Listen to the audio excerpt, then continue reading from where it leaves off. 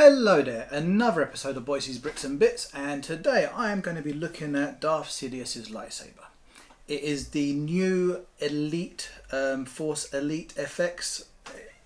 Since the they brought out the Revan, and now they've started bringing out this new wave of lightsabers. You know, previously it was like just a Black Series Signature or Black Series FX, whatever it may have been, and it was in the sort of the square boxes. Okay. Now we've got these, you know, kind of more shaped and more graphics on the box type thing. I'm not going to open the box. This was delivered to me by Zavi, and it was literally ripped apart. The insides were broken. All sorts were kind of like wrong with it. So I've taped it back together, never to be opened again until the day I need to put it away or the day I need to sell it. So that's that. Yeah, again, you've got the character on the box. You know, it's a good representation of what you get inside the box. You know, it tells you a little bit of detail on the back. For me, a box is a box. It's nice to have that stuff on it.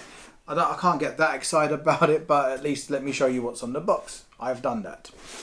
Now, as far as the Saber goes, let me address the elephant in the room first. It's huge. I just find it so, bearing in mind, in the movie, this is the kind of weapon that Palpatine, as everyone knew him as, had hid up his sleeve. Now, looking at the Clone Wars cartoons, he's got two of them. So he could technically wield two of them. But, again, hidden up his sleeve. Now, you try hiding this up your sleeve. It's the size of my arm. Come on, man. So it is very, very big. So as far as accuracy to size, it's just mahoosive. That's all I can say. It's. I mean, you could really, bang, defend yourself with this one. Anyway, the difference is, as a display piece, I think it's absolutely gorgeous. It's just fantastically crafted. It's nice that they got, when you haven't got the blade in it, you have got the adapter. So it kind of represents the thin neck still there. Obviously, when the blade goes in, this comes off, the blade pops on, and then this will come down, which I'll put it together. And obviously you lose that thin neckness as such. I very much like a thin neck saber, and I've certainly got some more to talk about at a later date. But as far as this, so the battery, I'm not going to take it out now, but you would Allen key in there and it kind of pops out, so the batteries go in there. Actually, do you know what, let's not be lazy, let's open this up.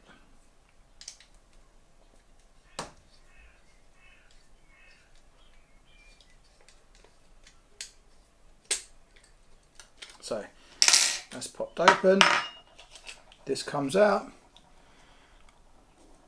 1, 2, 3. 3 AA batteries. You can't put it in wrong. You know, that there is literally a shape cut out that it has to sort of fit back in to slide. So, you know, without fitting it back in the way it should be, it is not going in. And again, there's a little hook that just hooks on the inside this side, and then you press that in. I don't necessarily think it's the greatest mechanism. It's a bit messy, a bit clunky. It's not quite refined as such. And even now, I'm kind of I hate removing these things sometimes, because just putting them back in again can be a pain in the bum.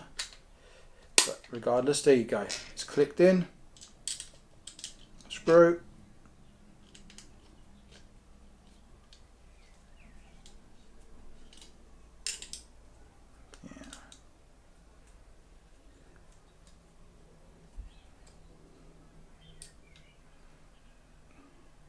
Right, there we go. So that's you know, that's where the battery's going. At least it's only 3 batteries. I've had sabers that take 6 batteries. So to actually put the blade in, that just pops up. This goes in. And the thing of what you don't realise with these sabers is it's always push down, twist. That kind of locks it into position. And you have this that goes down. So you kind of, like I said, you know, as soon as you do that, you sort of lose that finesse of the thin neck. But it still looks like what it looks like. I don't know how this is going to look in the day.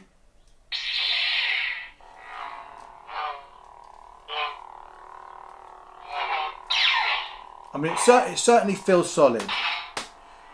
So you've got your flash on clash. You've got your blaster blocks. And you keep your finger on it, you've got that whole cutting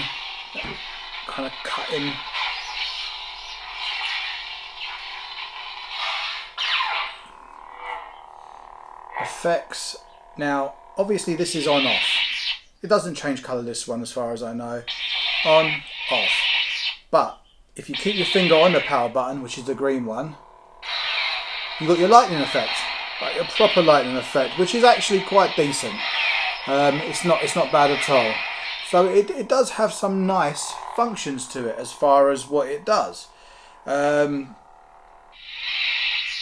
know, but I just don't like what it looks like, so I wouldn't display this with the blade in, purely because I lose that thin neck of it. Now, to buy this for the full price would set you back $229.99 in the UK, so that's 230 quid. I have to say, I paid nowhere near that, you know. I think I had a discount code anyway, so I sort of used that. And then when it arrived, and like I said, it was disgusting. I mean, I took photos, I sent it. Zavvi have got a problem with things like this. It's not the first time they've sent it damaged, and I have to say, I've got another Saber coming from them. If the same thing happens with that one, I'm because it's that whole collectible part of it as well. You know, I want the box in pristine. I ordered, I think the Revan I got from Forbidden Planet. It was a box within a box. It was packaged so well. I cannot knock it. So that just pops in. It doesn't do anything now. You know, that's it. That's as much as it does with the actual power button, and the red button doesn't do anything at all. So now it's purely for display. But again, the stand it comes on is absolutely awesome. You know, it looks, like I said, as a display piece, it's absolutely fantastic. It really is gorgeous. It's a beaut.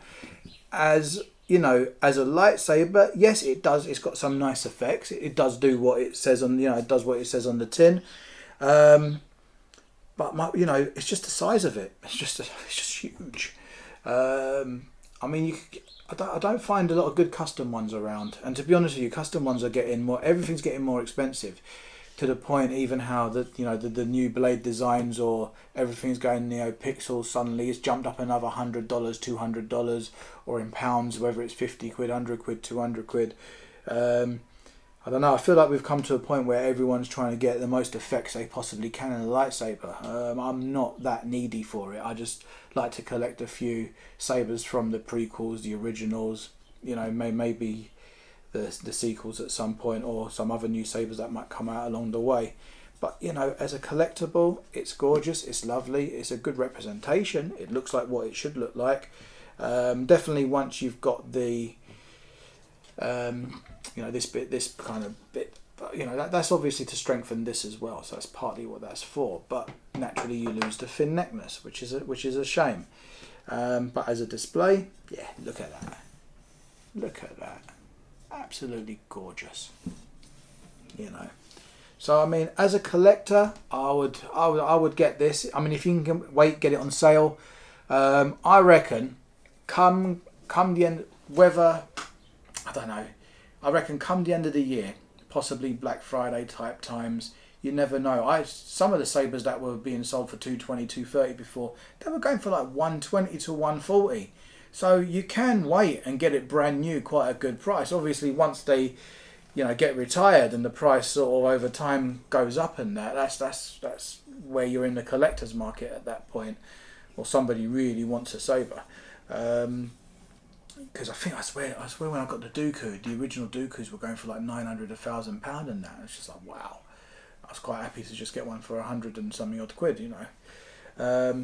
But nah, it's a nice Saber. Like I said, as a display, it's wicked. I love it amongst my collection. It just looks absolutely awesome.